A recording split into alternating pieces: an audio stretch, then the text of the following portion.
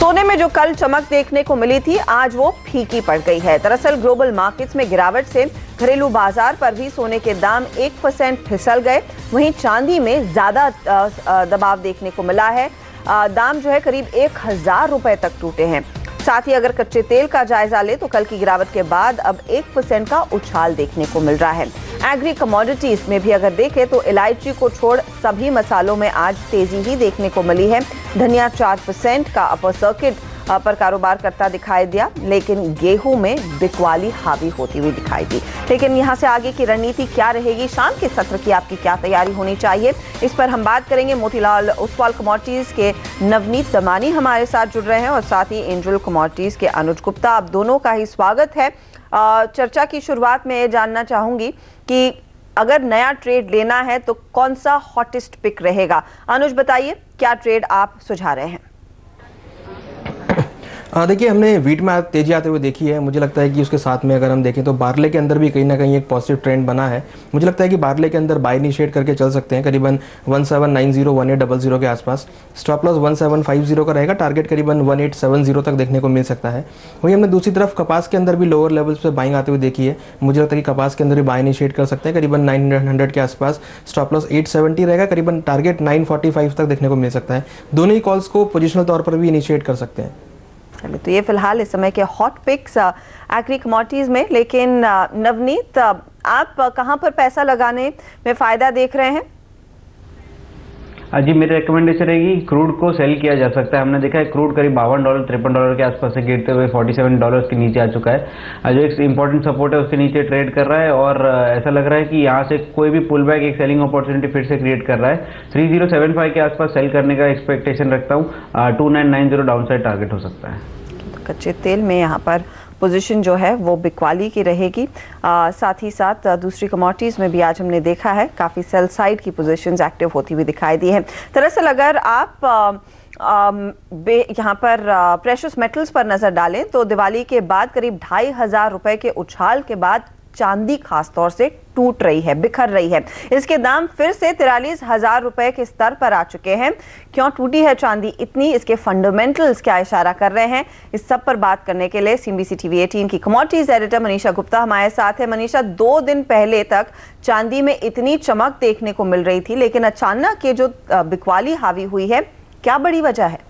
जी हाँ हर्षदा, काफ़ी हद तक ये मुनाफा वसूली की वजह से ऐसा हुआ है और आज आप कह सकते हैं कि घरेलू बाजार शायद यहाँ पर अहेड ऑफ द कर्व थे, क्योंकि सुबह एशिया में भी हमने देखा था कि इंटरनेशनल मार्केट्स में चांदी फर्म थी, लेकिन भारतीय बाजार यहाँ पर कमज़ोर ही खुले थे। अब यूरोपियन मार्केट्स में आप देख सकते हैं कि 1.5% की गिरावट यहाँ पर फिलहाल चांदी में ग्लोबल मार्केट्स में है, लेकिन भारतीय बाजारों में हमने 2.5% तक की गिरावट यहाँ पर आते हुए देखी है। अक्टूबर के महीने की बात की जाए तो चांदी में यहाँ पर 7% की गिरावट थी। उसके चलते festival buying, industrial demand buying हमने काफी स्ट्रांग आते हुए देखी, लेकिन जिस तरह की तेजी पिछले 3-4 दिनों में देखने को मिली है, उसके बाद आज कुछ यहाँ पर ठहराव आता हुआ नजर आया है।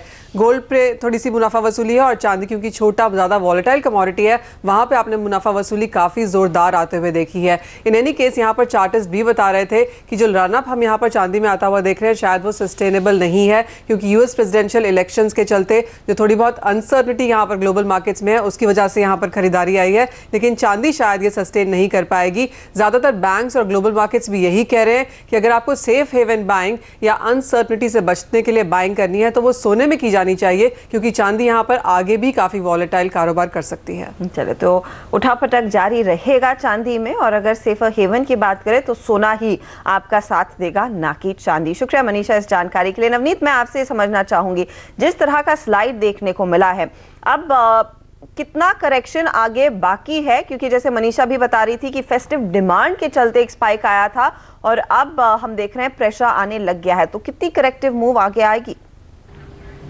जी, हमने देखा है कि चांदी जो है एक industrial metal as well as एक प्रेशियस मेटल है। हमने कुछ दिनों में इंडस्ट्रियल मेटल में करीब 3 से 5% की रैली देखी और गोल्ड भी देखा है कि करीब 2% की रैली कर चुका है। 42,000 से 44,500 तक की रैली थी, उसके बाद थोड़ा कूल ऑफ देखने मिल रहा है। मुझे लगता है कि कूल ऑफ थोड़ा और एक्सटेंड हो सकता है, क्योंकि सारे बेस मेटल्स भी करेक्ट हो रहे हैं और प्रेशियस मेटल्स भी करेक्ट हो रहे हैं। तो मेरा मानना ये रहेगा कि 43,300 43,500 के आसपास कोई पुल बैक आएगा, उस पर सेल किया जा सकता है। 42,800 और 42,500 डाउन साइड टारगेट हो सकता है। आप कह रहे हैं 40 to 800, 500 के लेवल्स के लिए बिकवाली करनी चाहिए, लेकिन जो एक अहम मुद्दा है इस समय कमोडिटी मार्केट्स के लिए, खासतौर से सोने चांदी के लिए, वो यूएस प्रेसिडेंशियल इलेक्शन है। जैसे मनीषा ने कहा, ज्यादातर जानकार यही सलाह दे रहे हैं कि अगर आपने सेफर हेवन खरीदारी करनी है, यानी कि वॉलेटिलिटी से बचना है, तो शायद सोने की तरफ जाएं। क्या कुछ और आप लिक्विडेशन एडवाइस करेंगे, और किस तरह का या फिर यहाँ पर एक हेज तैयार की जा सकती है जहां पर आप सोने में तेजी करें, चांदी को शॉर्ट करें इस माहौल में? जी, यूएस इलेक्शन रिजल्ट्स आने में करीब अभी यहाँ से 5 दिन है, तो 5 दिन में बहुत ज़्यादा चॉपीनेस रहेगी बाजार में। कल हमने देखा है करीब 400 रुपए की गेंस थी गोल्ड में, आज करीब 300 रुपए की गिरावट है। तो अगले 3-4 दिनों में भी ऐसी वोलेटिलिटी काफ़ी हद तक रह सकती है। मेरा मानना यह रहेगा कि हर उछाले में बेच के काम किया जा सकता है जब तक $1270 गोल्ड इंटरनेशनल में नहीं तोड़ता है। पॉजिटिव साइड पर ही रहना चाहिए, बट एक बार वो लेवल टेस्ट कर सकता है। शॉर्ट टर्म की अगर हम बात करें तो 30,500 के आसपास बेच के काम किया जा सकता है। 30,200 आपका डाउन टारगेट हो सकता है। ओके, तो ये फिलहाल रुझान इस समय दिखाई दे रहा है सोने और चांदी के भावों पर, लेकिन देख लेते हैं मंडी की क्या खबरें हैं।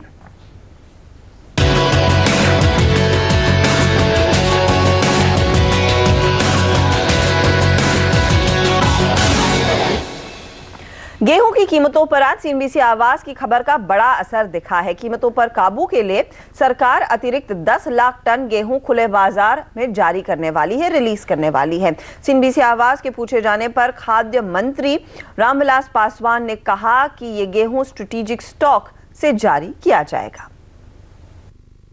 गेहूं का पिछले दिनों में गेहूं का जो 3-4 रुपये क्या कहते हैं तो उसमें वो बढ़ा है, लेकिन कल ही हमने अभी तक जो हमारे पास में जो रिजर्व स्टॉक रहता है वो 50 लाख टन का रहता है। उस 50 लाख टन में जो है 30 लाख टन गेहूं का रहता है और 20 लाख टन जो है चावल का रहता है। अभी हमने कल 10 लाख टन निकालने का, अभी तक जो है 30 लाख टन 29 या 30 लाख टन जो है ओपन मार्केट में निकाला जा चुका है। कल भी हमने फैसला लिया है 10 लाख टन क्या कहते हैं और निकालने का। लेकिन जो हमारा जो स्टैटिक जो स्टॉक है 50 लाख टन का, उसमें कमी नहीं आएगा। 20 लाख टन गेहूं का रहेगा, 30 लाख टन क्या कहते हैं कि चावल का। लेकिन अच्छी पैदावार के बावजूद क्यों बढ़े हैं गेहूं के दाम, और सरकार के इस फैसले का क्या असर पड़ेगा, क्या डिटेल्स हैं, इस पर हमारे संवाददाता अर्नब वसावड़ा ने बात की खाद्य और राज्य मंत्री सीआर चौधरी से। 10 लाख टन जो है वीट एक्स्ट्रा रिलीज किया जा रहा है मार्केट के अंदर, और उसकी जगह स्टॉक में चावल रख दिया जाएगा, ताकि टोटल जो रिजर्व है दैट विल रिमेन 50 तो रहेगा ही रहेगा, जिसको हम कहते हैं स्ट्रेटेजिक रिजर्व, वो रहना चाहिए हर टाइम बेस के अंदर, दैट विल बी देयर। और instead of the rice we are releasing the 10 lakh wheat more in the market. तो सर, सरकार के पास वीट की इस बार स्टॉक कम है, ये माना जाए क्या? इसको किस तरीके से देखें? इसका कारण देखिए, जब पैदावार कम होती है तो निश्चित रूप से हमारा जितना नॉर्म्स था उतना तो आ गया, लेकिन जैसे 280 लाख टन वीट होना चाहिए, वहाँ जब मान लो 230 लाख टन मिला, 240 लाख टन प्रोक्योरमेंट के टाइम पे थोड़ा वीट कम आया इसलिए। यही नहीं, वायदा में भी गेहूं पर काबू पाने की कोशिशें तेज हो गई हैं। भाव एक तरफा बढ़ने के बाद सेबी के निर्देश पर कमोडिटी एक्सचेंज एनसीडीएक्स ने गेहूं के वायदे में खरीद और बिक्री दोनों ही सौदों पर 5% का एडिशनल मार्जिन लगाने का फैसला लिया है। मार्जिन की नई दरें कल यानी कि शुक्रवार से प्रभावी हो जाएंगी। दरअसल पिछले 1 महीने से गेहूं का दाम करीब 15% उछल चुका है।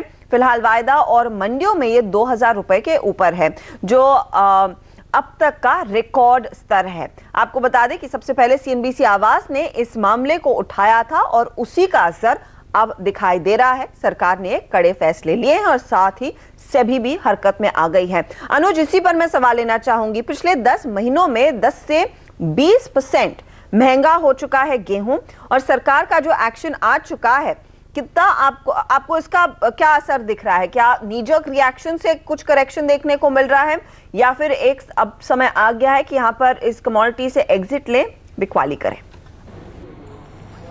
देखिए, अगर हम देखें तो वीट एक ऐसी कमोडिटी है जिससे पॉलिटिकल साइड भी रहता है। हमने देखा है कि गवर्नमेंट ने करीबन 10 लाख टन का जो स्टॉक रिलीज़ किया है उसका इम्पैक्ट देखने को मिला है। अगर हम आज ही देखें तो आज करीबन जो भाव है करीबन 1.25% के आसपास डाउन है। और अगर हम देखें तो सेबी की तरफ से जो मार्जिन लगाने की बात की गई है वो भी कहीं ना कहीं यहाँ पर प्राइस में आती हुई दिखाई दे रही है। हालांकि अगर हम टेक्निकल चार्ट पर देखें तो प्राइस ओवरबॉट कैटेगरी में थे और एक सेलिंग प्रेशर यहाँ पर आता हुआ दिख रहा था। और नो डाउट कि जो वॉल्यूम थे वो बिल्कुल यहाँ पर ड्राइव होते हुए दिखाई दिए थे। तो कहीं ना कहीं एक सेलिंग प्रेशर यहाँ पर हावी एक्सपेक्टेड था। और अब जो रिएक्शन हुआ है चाहे वो गवर्नमेंट की तरफ से हो चाहे वो सेबी की तरफ से, मुझे लगता है कि इसका जो नेगेटिव रिएक्शन है वो यहाँ देखने को मिलेगा। और हम मान के चल रहे हैं कि अब एक सेलिंग प्रेशर वीट में देखने को मिल सकता है। हालांकि अगर हम 2017 की बात करें तो हमें एक्सपेक्टेड है कि जो अब अच्छी क्रॉप है, जब जो 2016 में हमने क्रॉप कम देखी थी वो मुझे लगता है कि 2017 में यहाँ पे फुलफिल होती हुई दिखाई देगी। और जो सरकारी आंकड़े हैं वो भी यही बता रहे हैं कि बम्पर क्रॉप एक्सपेक्टेड है 2017 में। तो मुझे लगता है कि एक सेलिंग प्रेशर अब यहाँ पर आता हुआ दिखाई देगा। और जनरली हम देखें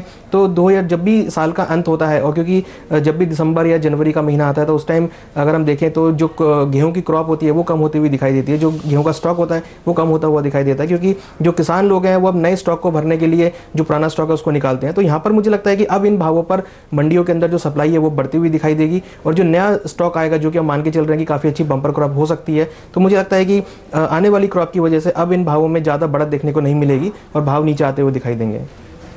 ओके, तो एक करेक्टिव फेज में बाजार जाता हुआ दिखाई देगा। देखिए 2006 पर आ चुके हैं भाव, यहाँ से आगे भी कुछ और गिरावट की संभावना है, क्योंकि जैसे जैसे स्टॉक बढ़ेगा प्राइसेस पर प्रेशर जरूर आएगा और ऑफ कोर्स वो अतिरिक्त मार्जिन का भी असर देखने को मिलेगा वॉल्यूम्स पर। हम लेंगे इसी के साथ एक छोटा सा ब्रेक, लेकिन आगे आपके सवालों के जवाब देंगे, तो बने रहिए CNBC आवाज के साथ।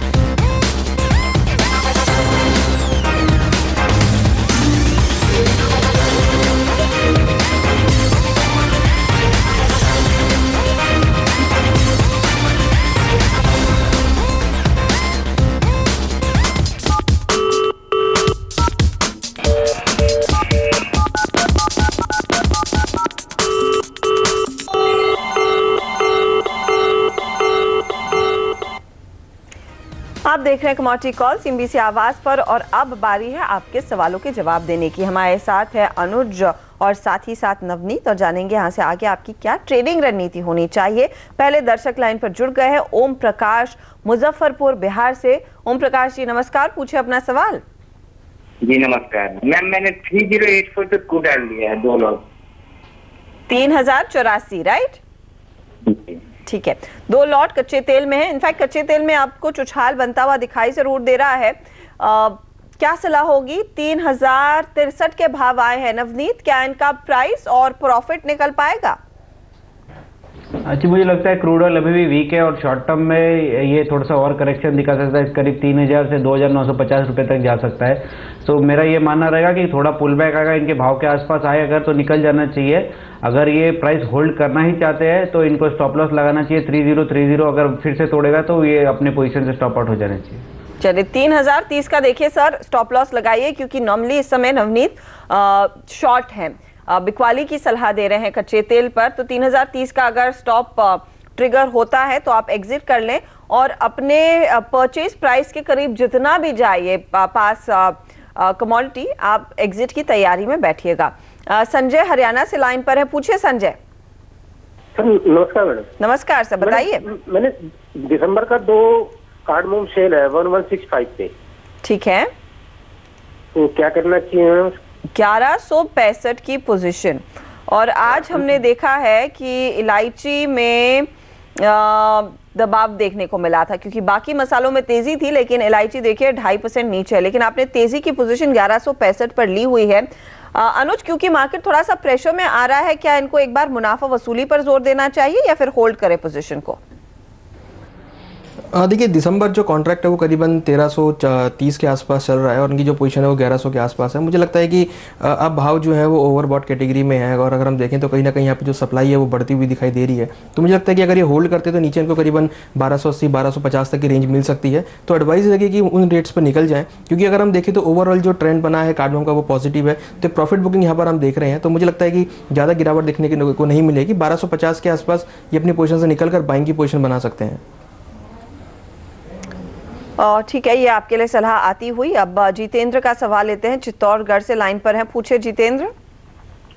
हेलो मैडम, ये नेचुरल गैस बाय कर रही है 10 लॉट और ये जिंक जो है 164 पे बाय कर रखा है 5 लॉट। सर प्राइस बताएंगे, नेचुरल गैस किस भाव पर लिया है? 215 215 और जिंक? 164। जिंक का दाम मुझे सुनाई नहीं दिया। 164 164, ठीक है। क्या सलाह होगी नवनीत नेचुरल गैस पर पहले? जी, नेचुरल गैस में हमने देखा है कि काफ़ी आउट ऑफ मनी पोजीशन इनकी करीब 30 रुपये आउट ऑफ मनी है। वहाँ पर अब तक विंटर सेटल नहीं हुआ यूएस में, तो नेचुरल गैस की डिमांड अब तक शार्प अराइज नहीं हुई है। तो मुझे लगता है कि ये जो करेक्शन है थोड़ा और एक्सटेंड हो सकता है, 179 175 तक भी जा सकता है।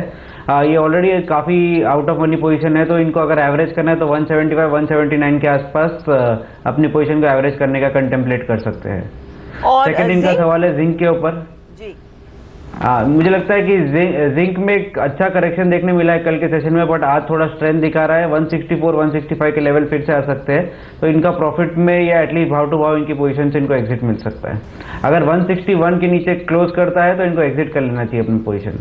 अरे तो 161 के आसपास अगर समाप्ति देखने को मिलती है तो आप एग्जिट कर लीजिएगा, वरना आप होल्ड कर सकते हैं। अगला सवाल ले लेते हैं। यहाँ पर लाइन पर मेरे ख्याल में अर्जुन है। अर्जुन नहीं, लगता है इनसे संपर्क नहीं बन पाया, लेकिन वक्त हो रहा है एक छोटे से ब्रेक का। ब्रेक के बाद कुछ और सवालों के साथ लौटेंगे सर।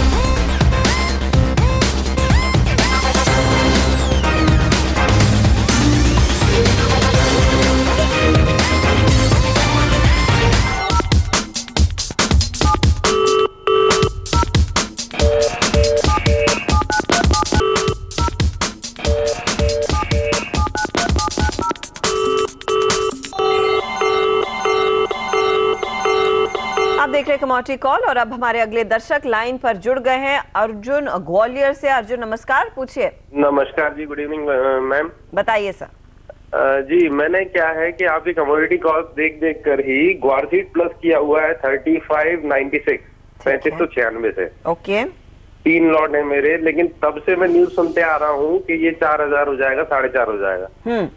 तो ये सब देखते देखते मुझे करीबन 25-30 हजार का लॉस देख चुका हूँ मैं।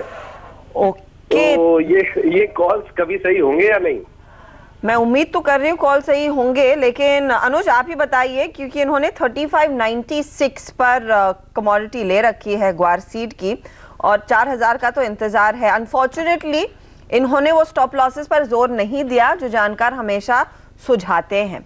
वहां पर गलती तो हुई है, लेकिन ये जो सवाल पूछ रहे हैं कि ये पॉजिटिव में आएगा, क्या इनको प्रॉफिट मिलेगा, अब तो मेरे ख्याल में इनको कॉस्ट की चिंता होनी चाहिए। देखिए मुझे लगता है कि सेबी ने अभी जो मार्जिन हटाया है वो एक थोड़ा पॉजिटिव फैक्टर है और हम देखें तो भाव अगर हम टेक्निकल चार्ट्स पे देखें तो ओवरसोल्ड कैटेगरी में है। हमने आज भी देखा है कि प्राइस में बाउंस हुआ है और कल भी हमने एक बाउंस बैक देखा था। मुझे लगता है कि ये एक अपसाइड मोमेंटम 3400 तक आ सकता है, तो 3400 के आसपास इनकी पोजीशन अगर मिलती है तो वहाँ पे निकल जाएं, क्योंकि ओवरऑल ट्रेंड थोड़ा नेगेटिव हुआ है। हालांकि नीचे अगर हम देखें तो ये अपनी ओवरऑल पोजीशन में। वित्त मंत्री जीएसटी रेट्स पर बात कर रहे हैं, इस सवाल का जवाब हम आगे लेंगे, लेकिन पहले वहां चलते हैं।